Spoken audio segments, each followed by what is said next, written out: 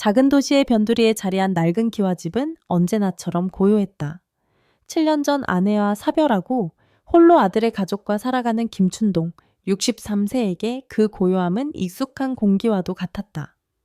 아들이 폭풍 후에 실종된 후 며느리 이수연은 초등학생 남매를 데리고 시아버지인 춘동과 함께 살았다. 전자회사 생산직으로 일하며 아이들을 키우고 시아버지를 모시는 그녀의 삶은 친척들 사이에서 효부의 표상처럼 여겨졌다. 그날 오후도 여느 때와 다르지 않았다. 춘동은 툇마루에 앉아 신문을 읽고 있었고 마당에서는 아이들의 해맑은 웃음소리가 간간히 들려왔다. 오래된 목조 가옥 특유의 나무 냄새와 부엌에서 풍겨오는 구수한 된장찌개 냄새가 평화롭게 섞여들었다. 저녁 준비를 마친 수연이 보리차를 담은 찻잔을 들고 춘동에게 다가왔다. 아버님, 차 드세요. 찻잔을 건네받는 순간 춘동의 거친 손등이 수연의 부드러운 손가락을 스쳤다. 아주 짧은 순간이었지만 그 찰나의 접촉은 집안의 공기를 미세하게 진동시켰다.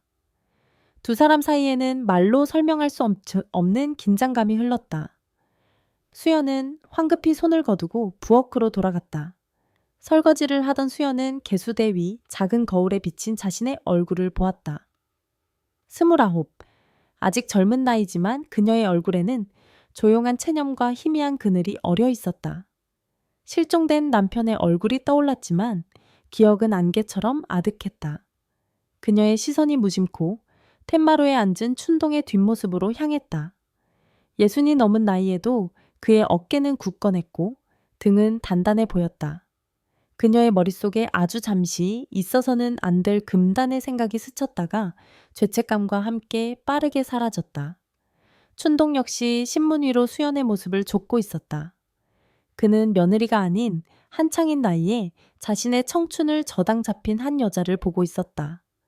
연민과 책임감, 그리고 그 자신도 오랫동안 외면해왔던 어떤 깊고 무거운 감정이 뒤섞여 마음을 흔들었다. 설거지를 하는 그녀의 가녀린 목성과 흘러내린 머리카락을 쓸어 올리는 하얀 손이 유독 선명하게 눈에 들어왔다. 그날 밤 춘동은 잠을 이룰 수 없었다. 뒤척이다 조용히 방문을 열고 밖으로 나왔다. 달빛이 희미하게 내리는 마루를 지나다 그는 수연의 방문이 살짝 열려 있는 것을 보았다. 그리고 그 틈으로 새어나오는 아주 작은 소리를 들었다. 모든 것을 억누르며 삼키는 듯한 흐느낌. 그 깊은 외로움이 담긴 울음소리는 날카로운 파편처럼 춘동의 가슴에 박혔다. 한참을 망설이던 춘동은 조심스럽게 수연의 방문을 두드렸다.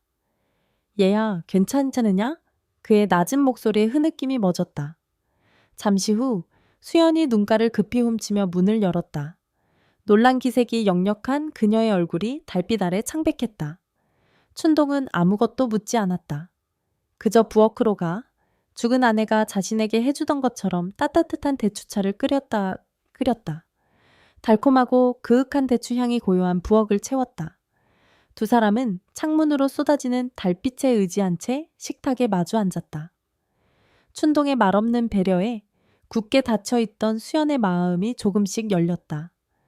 그녀는 혼자 아이들을 키우는 고단함과 자신의 삶이 이대로 멈춰버린 것 같은 막막함을 조심스럽게 털어놓았다. 눈물을 흘리지는 않았지만 목소리에는 짙은 슬픔이 배어 있었다. 그는 묵묵히 들어주었다.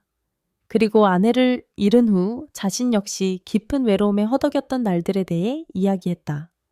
같은 상실감을 공유하고 있다는 사실은 두 사람 사이에 보이지 않는 다리를 놓아주었다. 이야기가 끝날 무렵 춘동은 순전히 위로의 의미로 그녀의 어깨에 손을 얹었다. 아버지로서의 다독임이었지만 그의 손은 예정보다 조금 더 오래 머물렀다. 수연은 어깨에 닿은 그의 손에서 전해지는 온기를 느꼈다. 거칠지만 따뜻한 감촉, 남자의 손길을 느껴본 것이 얼마만인지 까마득했다. 위험한 온기가 온몸으로 퍼져나가는 것을 느끼며 죄책감이 들었지만 동시에 아주 깊은 위안을 얻었다. 세월의 흔적이 담긴 그의 강인한 손을 보며 그녀는 자신도 모르게 다른 상상을 하다 황급히 생각을 지웠다. 춘동은 손바닥 아래에서 느껴지는 그녀의 가녀린 떨림을 느꼈다. 그녀에게서 풍기는 은은한 비누 향기가 그의 숨결을 파고들었다. 이 여자를 모든 고통에서 지켜주고 싶다는 강렬한 충동이 일었다. 그것은 더 이상 시아버지의 마음이 아니었다. 원초적이고 소유욕에 가까운 감정이었다. 그는 화들짝 놀라며 손을 거두었다. 늦은 밤 각자의 방으로 돌아가기 위해 어두운 복도에 섰을 때 두 사람의 시선이 허공에서 마주쳤다. 그 순간만큼은 시아버지와 며느리라는 족쇄가 사라지고 말 못할 감정의 바다 위에 위태롭게 선 한 남자와 한 여자만이 존재했다.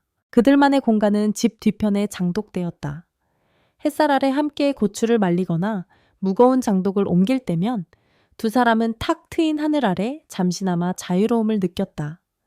그곳은 전통과 흙냄새가 밴 그들의 비밀스러운 장소였다. 늦은 밤의 대화는 일상이 되었고 아이들이 잠든 후 함께 조촐한 야참을 먹는 날도 늘어갔다. 그러던 어느 여름날 오후 낡은 된장 독을 옮기던 수연이 발을 헛디뎌 비틀거렸다. 순간 춘동이 반사적으로 그녀를 붙잡으며 팔로 허리를 단단히 감쌌다. 그 순간 시간이 멈췄다. 수연은 그의 단단한 가슴에 온전히 기댄 채였다. 옷을 통해 전해지는 그의 뜨거운 청과 햇볕과 흙이 뒤섞인 희미한 남자의 냄새가 그녀의 감각을 마비시켰다. 생각보다 훨씬 강인한 그의 몸에 심장이 미친 듯이 뛰었다. 그에게 안긴 채 수연의 시선은 그녀를 붙잡은 그의 팔뚝에 머물렀다. 팽팽하게 긴장된 근육 위로 굵은 힘줄이 솟아 있었다. 그 광경에 현기증이 날 만큼 강렬한 열기가 온몸을 훑고 지나갔다. 저 팔이 다른 방식으로 자신을 안는다면, 저 힘으로 자신을 탐한다면, 너무도 생생하고 금지된 상상의 부끄러움과 갈망으로 온몸이 떨렸다. 춘동은 품 안에 들어온 가늘고도 탄탄한 그녀의 몸을 느꼈다. 상기된 뺨과 살짝 벌어진 입술이 20살 처녀처럼 생기 넘치고 아름다웠다. 참을 수 없는 소유욕이 그를 사로잡았다. 고개를 숙여 저 입술을 맛보고 저 생명력을 온전히 느끼고 싶었다. 그 욕망은 오래전 죽었다고 생각했던 육체의 통증을 일깨웠다. 정신을 차린 그가 거칠게 그녀를 놓아주었다. 두 사람은 격한 숨을 몰아쉬며 서로를 마주보지 못했다. 방금 전 두 사람 사이에 오간 뜨거운 무언가가 장독대 옆 공기를 여전히 드고 있었다. 그날 저녁 수연 앞으로 편지 한 통이 배달되었다. 좋은 뜻으로 친척이 주선한 맞선 자리에 대한 편지였다. 식탁 위에 놓인 편지 봉투를 본 춘동의 가슴에 차갑고도 낯선 질투심이 칼날처럼 박혔다. 수연은 복잡한 표정으로 편지를 읽었다. 재혼이라는 단어는 현실감 없이 멀게만 느껴졌다. 하지만 그것이 세상이 말하는 올바른 길이었다. 그녀는 가족의 어른인 춘동의 허락을 구하듯 조심스럽게 편지 내용을 이야기했다. 춘동은 애써 침착하게 대답하려 했다. 내 인생이니 네가 결정해야지. 그러나 그의 목소리는 뻣뻣했고 찻잔을 쥔 손은 마디가 하얗게 될 정도로 굳어 있었다. 매일 밤 함께 차를 마시던 그 평범한 찻잔이 유독 위태로워 보였다. 그의 머릿속에서는 그녀가 다른 남자와 함께 있는 모습이 그려졌다. 자신보다 젊고 얼굴도 모르는 어떤 남자. 그를 보며 웃고 그의 여자가 되는 그녀를 상상하자 숨이 턱 막혔다. 춘동은 그녀가 떠나길 원치 않는다는 것을, 다른 누구에게도 그녀를 보내고 싶지 않다는 것을 끔찍할 만큼 선명하게 깨달았다. 그것은 더 이상 죽은 아들을 위한 마음이 아니었다. 오롯이 자신을 위한 이기심이었다. 수연은 그의 동요를 느꼈다. 예상과 다른 그의 반응에 그녀의 마음 한구석이 안도하는 것을 느끼며 스스로에게 놀랐다. 아버님은 내가 가지 않기를 바라시는 걸까? 그 생각은 스릴 넘치는 동시에 두려웠다. 긴장감은 조용하지만 격렬한 말다툼으로 번졌다. 그는 맞선 남자의 의도를 의심했고 그녀는 그가 자신을 평생 가사도우미로 묶어두려 한다며 이기적이라고 쏘아붙였다. 맴돌기만 하던 진심이 날선말 속에 섞여 나왔다. 제가 평생 아버님만 모시고 살 수는 없잖아요. 그게 아니란 걸 알지 않느냐. 춘동의 목소리는 상처 입은 짐승의 으르렁거림처럼 낮고 고통스럽게 울렸다. 상처받고 혼란스러워진 수연은 그 남자를 만나러 가겠다고 선언했다. 그녀는 차갑게 돌아서 제 방으로 들어가 버렸고 춘동은 그 텅 빈 거실에 홀로 남겨졌다. 그들 사이에 놓인 차가운 편지 한 장이 마치 선전포고처럼 느껴졌다. 집안의 침묵이 그 어느 때보다 무겁게 내려앉았다. 수연은 몇 년 만에 처음으로 곱게 단장하고 약속 장소로 나갔다. 맞선 남자는 예의 바르고 좋은 사람이었다. 하지만 그와의 대화는 공허했고 그의 존재는 어딘가 희미하게 느껴졌다. 그녀는 자신도 모르게 모든 것을 춘동과 비교하고 있었다. 남자의 손은 희고 부드러웠지만 춘동의 투박하고 강인한 손과는 달랐다. 그의 목소리에는 춘동 특유의 깊은 울림이 없었다. 찻집의 고급 홍차는 춘동이 매일 아침 끓여주는 구수한 보리차보다 밍밍하게 느껴졌다. 어색한 대화를 나누는 내내 그녀의 마음은 자꾸만 그 집으로 향했다. 춘동과 함께 보내는 조용한 저녁의 안락함, 어깨를 감싸주던 그의 손길, 허리를 휘감던 그의 팔을 떠올렸다. 그녀는 깨달았다. 자신은 새로운 남편을 찾고 있는 것이 아니었다. 이미 마음속에 들어온 남자로부터 도망치고 있는 것이었다. 수연은 감정이 소진된 채 일찍 집으로 돌아왔다. 텐마루에는 춘동이 그녀를 기다리고 있었다. 그는 어땠냐고 묻지 않았다. 그저 절박한 질문이 가득 담긴 눈으로 그녀를 바라볼 뿐이었다. 수연은 그의 옆에 다가가 앉았다. 너무 가깝지도 멀지도 않은 거리였다. 서서히 지는 해가 마당에 긴 그림자를 드리우고 있었다. 다신 안 만날 거예요. 그녀의 나지막한 한마디에 춘동의 얼굴에 스쳐 지나간 안도감은 너무나도 노골적이고 강렬해서 그녀의 숨을 먹게 할 정도였다. 그가 손을 뻗었다. 잠시 그녀의 손 위에서 머뭇거리던 그의 손가락이 이내 조심스럽게 그러나 분명하게 그녀의 손가락 사이로 파고들어 깍지를 꼈다. 그 손길은 소리 없는 고백이었다. 여름 장마가 시작되었다. 세상은 온통 회색빛 비의 장막에 갇혔고 기와 지붕을 두드리는 빗소리는 은밀하고 끊임없는 북소리처럼 울렸다. 집은 더 아늑하고 좁게 느껴졌고 공기는 습기를 머금어 짙어졌다. 아이들이 잠든 후 빗소리는 두 사람을 세상과 완벽하게 고립시켰다. 그들은 낮은 목소리로 몇 시간이고 이야기를 나누었다. 대화는 그 어느 때보다 사적인 것이 되었다.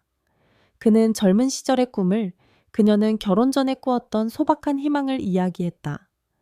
그들은 더 이상 시아버지와 며느리가 아닌 춘동과 수연이었다. 그때 갑자기 전등이 몇 번 깜빡이더니 꺼져버렸다. 집은 순식간에 어둠에 잠겼고 춘동이 켠 촛불 한 자루만이 공간을 밝혔다.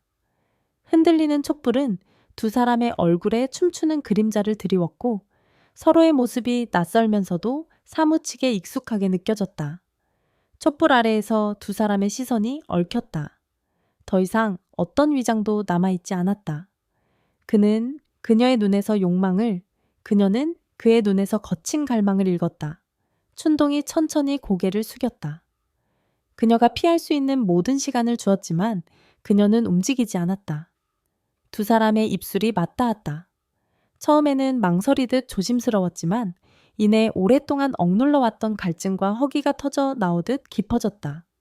그것은 외로움과 금지된 욕망, 그리고 예상치 못한 곳에서 찾은 안식처가 뒤섞인 절박한 입맞춤이었다. 입술이 떨어지자 두 사람은 거친 숨을 몰아쉬며 서로를 바라보았다. 밖에서는 빗소리가 더욱 거세게 울부짖는 듯했다. 수연의 온몸으로 죄책감이 파도처럼 밀려왔다. 이 사람은 남편의 아버지였다. 춘동 역시 고통스러웠다. 이 여자는 아들의 아내이자 손주들의 어머니였다. 이것은 죄악이었다. 이러면 안 됩니다, 아버님. 수연이 떨리는 목소리로 속삭였다. 안다. 그가 거친 목소리로 대답했다.